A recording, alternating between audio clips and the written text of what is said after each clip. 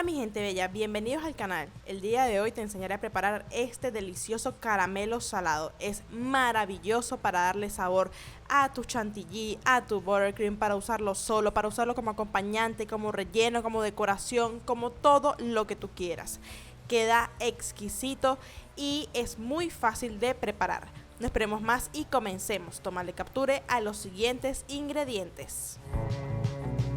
Lo primero que quiero mencionarte es que puedes utilizar tanto crema para batir como crema de leche para esta preparación. Cualquiera de las dos te va a funcionar. En mi caso yo estoy utilizando ahorita una crema que es para cocinar. Para hacer el caramelo lo primero que debes hacer es encender el fuego. No coloques el azúcar con la olla o el sartén frío. Primero calienta muy bien tu sartén y luego coloca el azúcar. Vamos a colocar el azúcar a fuego alto y vamos a irlo mezclando, así como le escuchas. Hay personas que lo dejan tranquilo, no lo mueven nada, está bien, puedes hacerlo así, o también puedes irlo mezclando como lo estoy haciendo yo en el video. Si tienes una cucharita de madera también puedes utilizarla, es ideal para este tipo de ocasiones. Y vamos a ir mezclando los bordes de la olla o del sartén hacia el centro. Este movimiento nos va a permitir obtener un caramelo totalmente homogéneo y con un color bastante parejito. Vamos a ir realizando este movimiento poco a poco hasta que derritamos por completo el azúcar. Aquí tienes dos opciones: dejarlo que se quede como con un color ámbar clarito o llevarlo un poco más para que sea más oscuro. Si lo dejas un poco ámbar será un toque más dulce, si lo dejas un poquito más oscuro será un toque más amargo. Ya va totalmente de ti y de tus gustos. Lo que sí es importante es que no lo dejes tanto tiempo para que no se te vaya a quemar. Cuando hay bastante presencia de caramelo y los granos de azúcar ya están bastante disueltos, me gusta bajar la temperatura del fuego para hacer lo que les comentaba, de controlar el color que quiero lograr. Y de esta manera, con el fuego un poco más bajito, los granitos de azúcar que queden por allí se pueden también terminar de disolver, pero no altera tanto el color del caramelo. Cuando ya esté totalmente disuelto vamos a incorporar la crema que hayamos elegido, sea crema de leche o crema para batir, cualquiera de los dos te va a funcionar. Lo incorporamos, te recomiendo que esté caliente la crema para que se integre mucho mejor con el caramelo.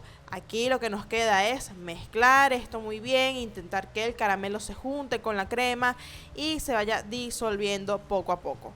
Aquí vamos a mezclar y si sientes que el envase te está quedando pequeño porque él crece, él hierve e intenta salirse del envase, lo que puedes hacer es apagar el fuego o bajarlo para que sigas mezclando y el calor siga ayudando a que el caramelo se derrita y se junte con la crema elegida.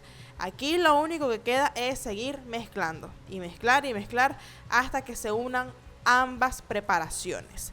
Si tú ves que de un ratico sigues mezclando y no se ha terminado de disolver, puedes encender el fuego a temperatura bajita para que ese poquito calor te ayude a disolver todo el caramelo.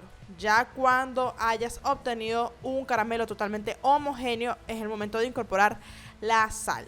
Aquí se le incorporo y vamos a seguir mezclando un poquitico más, unos 2 minuticos más, simplemente para que se integre todo perfectamente.